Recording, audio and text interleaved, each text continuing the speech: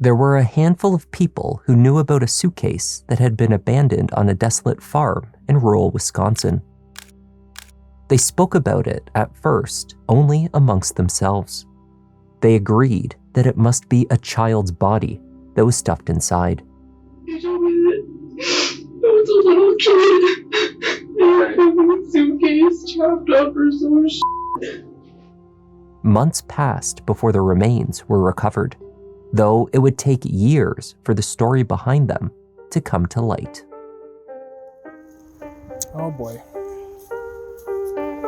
Yeah, you can close that. Hi there, I'm Kevin, and welcome to Just Thought Lounge. Today's case is about the mystery behind a suitcase. It's the story of a killer who very nearly got away. This is a narrative that doesn't unravel in a straightforward fashion, instead weaving from discovery back to its origins, an investigation that happens across state lines. Though finally, we find that everything comes together and ends in the same place. Let's take a look.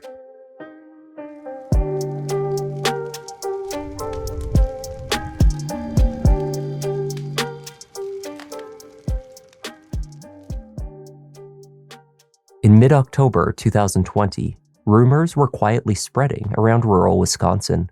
There were whispers about an abandoned farm, a collection of dilapidated buildings that were often scoured for scrap, and where seedy individuals would meet to conduct business.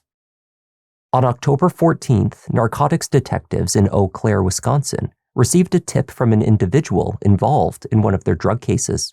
The information this individual offered, however, had nothing to do with drugs. 37-year-old Mai Tao, who went by the nickname Russia, was working for his girlfriend's father, a man named Bernard, as a carpet layer when he was told a rumor. Is there anything that would be very unusual or something that you may want to bring up to me? This one time I was at his house and he came home, I don't know, he mentioned something weird about finding a body. I wasn't sure if it's real or not, but the way his face reacted and everything, I thought it was real, but then I didn't. He said he went to this abandoned area, and then he saw the suitcase, and he opened it, and that's what he found. He scared reported because he opened it and his print is on it, so he don't know what to do. From the Chippewa County Jail, Russia told investigator Kowalczyk about a suitcase. He described the scene in an abandoned property off of a rural road outside of Eau Claire. It looks like the buildings are abandoned, like some shacks are like falling down and stuff like that. I told him I don't want to go near. I don't want to have anything to do with it. I'm scared. That place looks scary. Okay. When he drove by and pointed it out to you, did it kind of seem real to you then? Yeah, it seems scary. It seems like bad. It seems like something's creepy about it. Because he told me like he thinks it's a little girl. Because he said he looked at it and the size of the pelvis or whatever. He gave me some details about it. I told him like I don't know. I don't want to go near that. I don't want anything to do with that. Like if there's a body there, I don't want to go near that. Russia detailed the location of the farm as clearly as he was able. As investigators sought out the property, they also spoke with others who were rumored to have encountered the small body in the suitcase. I think Mackenzie knows about it, so... Tell me about that. Mackenzie said Mackenzie told the cops about it when they came and raided the house. Bernard had not only told others of the suitcase that he had discovered, but he brought at least 2 other individuals to the desolate location to take a look at it. He later claimed that he believed his eyes were playing tricks on him and needed others to verify what was inside. He told me that there was a little kid in a suitcase chopped up or some shit. I told him to go to the cops, but he wouldn't do it. He was scared to do something. I don't know why he wouldn't go to the cops. Right. We went there, it was right down the street from 29 Vines, right by Plant Marketing. Yep. I was driving down there and it told me where to go. I was driving back and it was right next to the pole shed. Like the last corner was the driveway. There's just this purple suitcase sitting there in the middle of nowhere. Basically, it was just out of place. It didn't belong there. Right. Like, it looked like it was covered in blood. Like dark brown, old blood. Yep. I don't know. I just drove right past it. A deputy from Eau Claire followed up on the information provided by Russia, Mackenzie, and others. The officer found the property in question off of County Road T. Down the gravel drive into the overgrowth amongst the decrepit sheds and barns, the deputy discovered a single purple suitcase. It sat in an open field, strikingly out of place. A crime scene unit was called in and the area cordoned off. There was no indication that a murder had taken place nearby. Investigators slowly unzipped the suitcase. Inside, they found a body, though it was mostly only bones.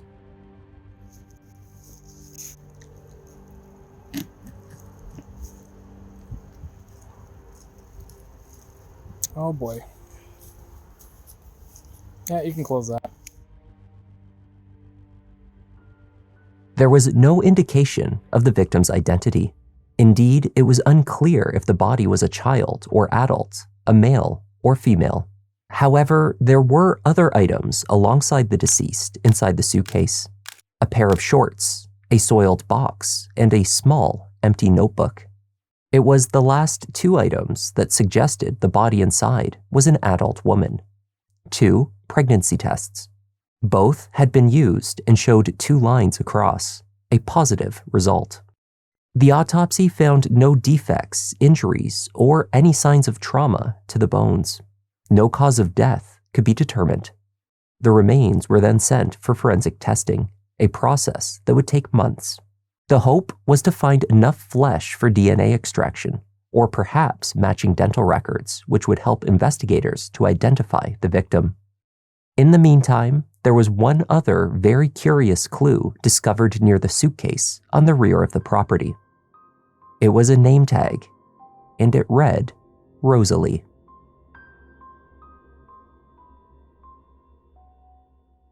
Months before the suitcase was found in Eau Claire, a concerned husband entered the police station 2 hours southwest in Reedsburg. He and his wife had parted ways weeks earlier, he said. They had continued to communicate via text, however, for some time after she left. But more recently, her messages had ceased.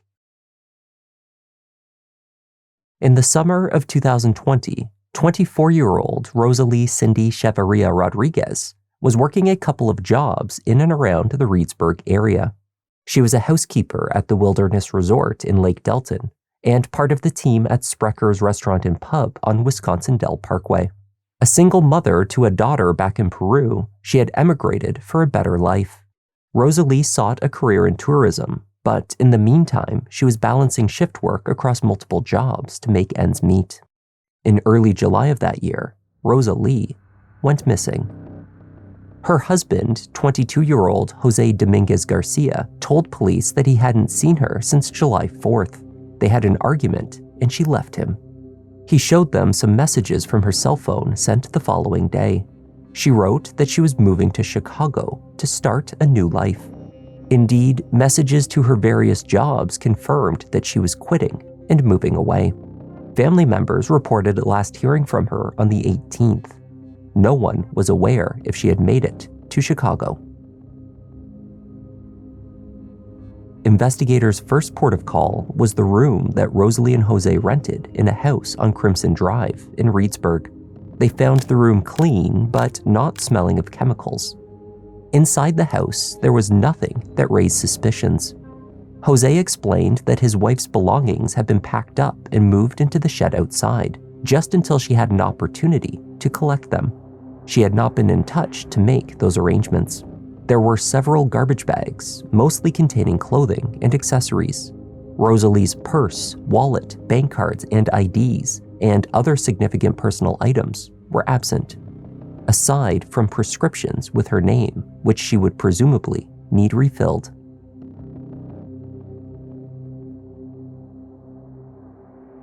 Investigators in Reedsburg had very little to go on at that point.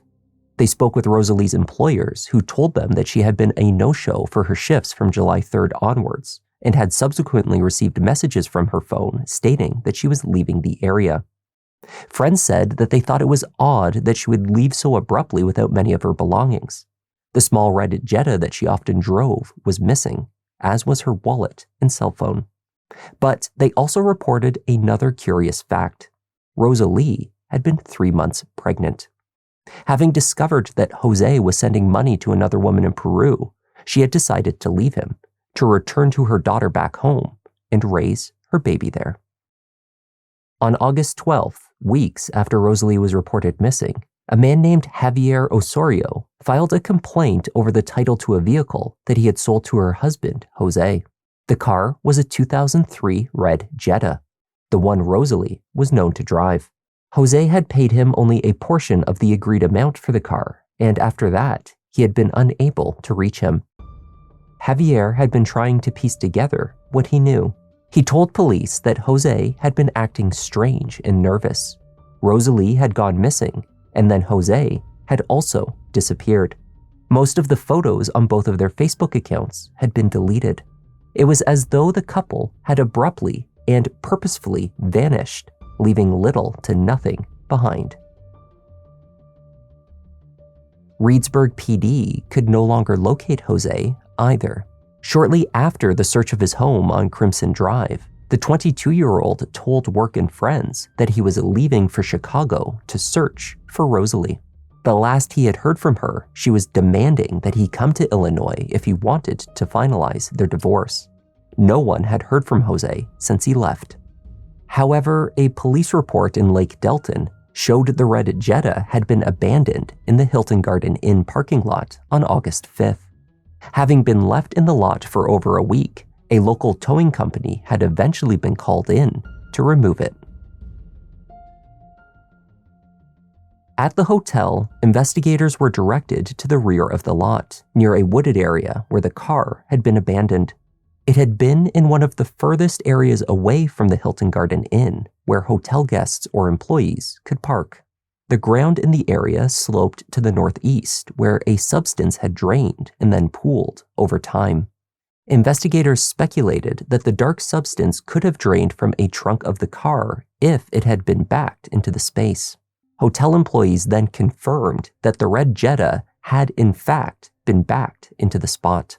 All employees who had been in proximity of the car also offered the same detail. Emitting from the vehicle had been a distinctive, strong, and excessively foul odor. The car was located at Platt's Towing. Personnel there told detectives the same observation that had been offered by the hotel staff. It was impossible to stand within a 5-foot radius of the vehicle without being overwhelmed by the scent. They found the interior littered with trash, mostly empty takeout bags, drinks, and beer cans. It was covered in flies. A large knife, approximately 14 inches in length with a wooden handle, sat on the floorboards directly in front of the driver's seat. There was a cream-colored purse sitting on the rear seat cushion next to a steering wheel cover. The trunk latch release button, which should have been located near the bottom of the driver's side door, was missing. It appeared someone had removed the button entirely, so the trunk was not able to open. Investigators eventually managed to gain access, anticipating a gruesome discovery within. But when they pried open the trunk, they did not find Rosalie, only a collection of scattered items. Shoes, a skateboard, car jack, tire iron, and more empty beer cans. A smear mark on the inside of the trunk aligned with a similar marking on the bumper, indicating that something had been pulled out, leaving behind a substance biological in nature. From the trunk, a yellow t-shirt with the word Hogwarts was collected, stained and covered in dead insects. It was the same shirt that Rosalie could be seen wearing on the cover photo of her Facebook page.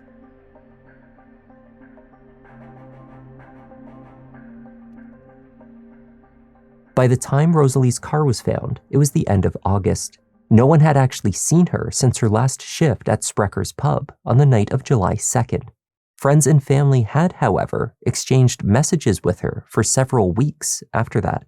From Peru, her sister Kelly and father Jorge both told detectives back in Wisconsin that they did not believe the texts they received throughout July had been authored by Rosalie. In a tearful phone call with Kelly, Jose told her that they had broken up. Rosalie was pregnant, but the baby was not his. She left to be with the father, an unknown Turkish man who lived in Chicago. Rosalie apparently left for her new life without collecting her final paychecks. Jose picked these up before also leaving the area. Her accounts were slowly drained and eventually overdrawn over the following weeks. Rosalie's cell phone had been powered off for too long by the time a subpoena could be sought. There was little data available. An older cell phone of Rosalie's, which was located amongst her things at Crimson Drive, offered some clues. It was the device that she had carried with her from Peru. Photos documented her trip to the United States, boarding a train, a photo from the window of her airplane, and crucially, a photo of her luggage, including one large purple suitcase. Information from Jose's device offered more of the story. Between July 6th and the 30th, from the browser on his phone, he searched for remote areas near him. He looked for a new car for sale. Midway through the month, he began searching for information about Mexico, how to reach the border, and where he could afford to live. On July 22nd, the day before he reported his wife missing, how many days for the human body to disintegrate? But amongst his queries were also job listings at US-based food chains. He seemed to be seeking to relocate to Mexico, yet his searches also suggested he had been contemplating jobs in Wisconsin, Pennsylvania, Texas, and Ohio. Paperwork and packaging for a new cell phone was discovered inside of the red Jetta. It seems that Jose had purchased a Verizon burner phone on July 23rd at a Walmart in Eau Claire. Location tracking from this device initially showed a connection off of a cell tower in Eau Claire before traveling to Des Moines, then Tulsa, Kansas City in Missouri, and then back to Eau Claire in Wisconsin on the 26th. The red Jetta was captured along the way. Presumably, Rosalie was in the trunk throughout this journey. The last use of this burner phone was in late August. It connected off of a tower in Kansas City. After that, Jose's location was unknown. Months passed. In October, the remains in the suitcase were discovered and sent for testing. Investigator Kowalczyk from the Chippewa County Sheriff's Office contacted Reedsburg about their missing person by the name of Rosalie. DNA samples from her family members were arranged and sent to Wisconsin via the Peruvian consulate to test against the samples from the Jetta's trunk, as well as the remains from the suitcase. Eventually, these results were returned, and they confirmed what everyone knew to be true. Rosaly Chavarria Rodriguez had never left for Chicago. She was murdered, placed for weeks inside the Jetta's trunk, before eventually being placed into her own purple suitcase and left on an abandoned property in rural Chippewa County, where no one would think to look for her.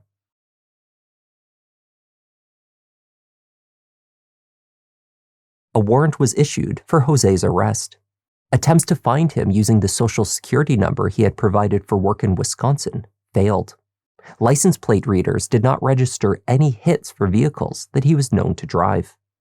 Investigators learned that he had utilized several aliases for various jobs in and around Reedsburg, and he often sought employment from businesses that did not require full documentation.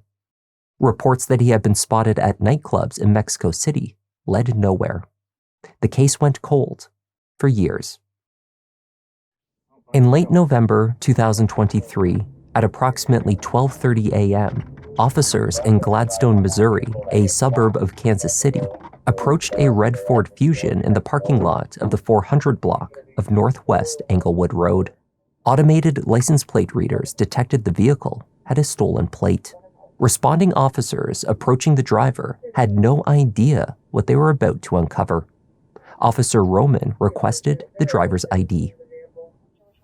So that's the only reason why we're contacting you, is because those plates came back stolen. Do you have any paperwork on the car? No, I don't have no paperwork. Okay. When did you get the car? Like, no. When did you get it? Like 2 or 3 Yeah, weeks. social, Okay. but it doesn't match the name of the ID. What's your first and last name? Miguel Torres Beltran. Miguel? Miguel Torres Beltran. Yeah. Okay. First name should be Miguel. Mara Ida George, Egan, Edward Lincoln. The man identified himself as Miguel Torres.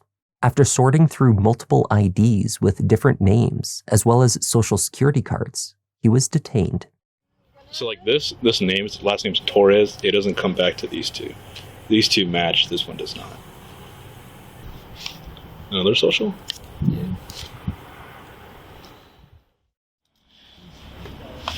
Do me a favor, man. Go ahead and step out. I'm just gonna detain you for now, okay? Huh? I'm just gonna detain you for now, okay? Detain you. What does that mean? I'm gonna put you in handcuffs. You're not under arrest yet, okay? As the officer handcuffed him, information came pouring in through the radio from dispatch. They had just found the suspect that had eluded Reedsburg for years, Jose Dominguez Garcia. Can you go ahead and have either county or Twin City respond as well? I believe it's out of Wisconsin.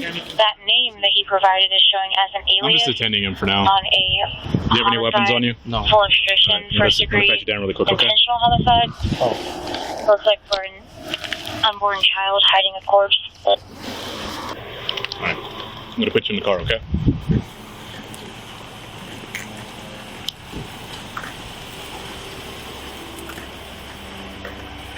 Like I said, you're just being detained, okay? Okay. So I'm going to jail. No, you're just being detained. Just have a seat in here, okay? He has like 2 different fucking socials. Dude, he has like 3 or 4 different IDs. None of those IDs come back to him. Even the Mexican one. You know what his background on his phone is? What? It's of a baby girl. Piece of shit, man.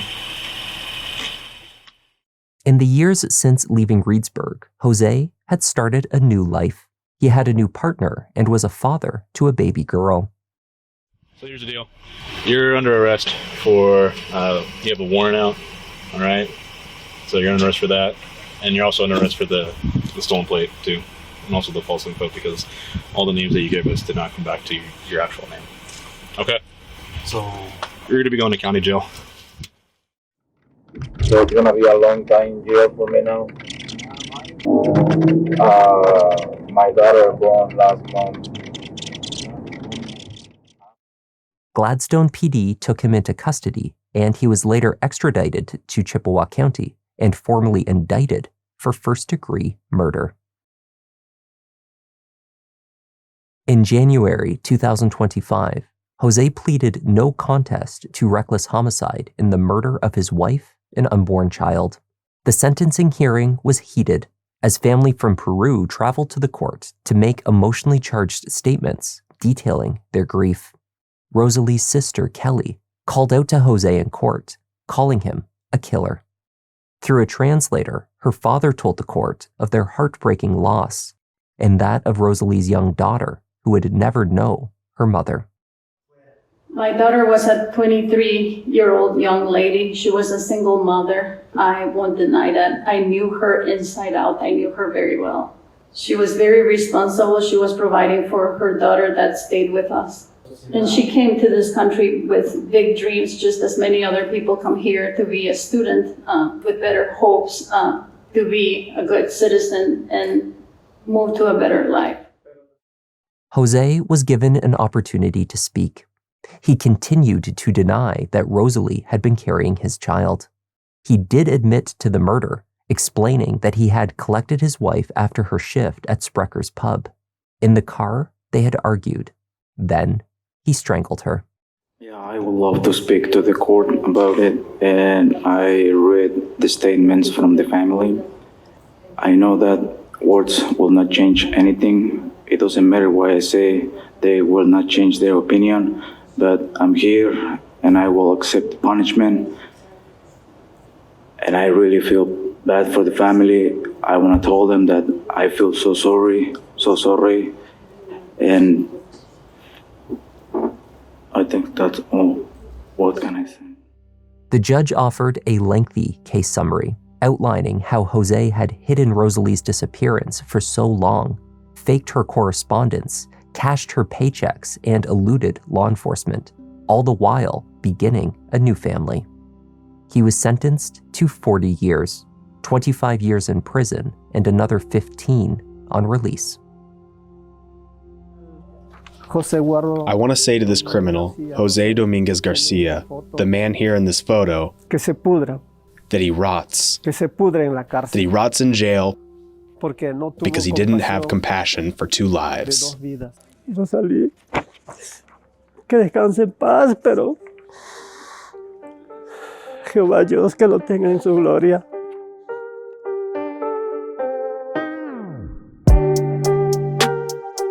And that was the tragic case of Rosaly Cindy Chavarria Rodriguez. Thank you for joining me, and a special thanks this week to Sharon Denise, 1911 Spy Derko, Salim, Tiffany P., and JJ Spots for joining our Sherlock Holmes membership. It's great to have you all in the lounge. I'm Kevin, this is Just Thought Lounge, and I'll see you in the next one.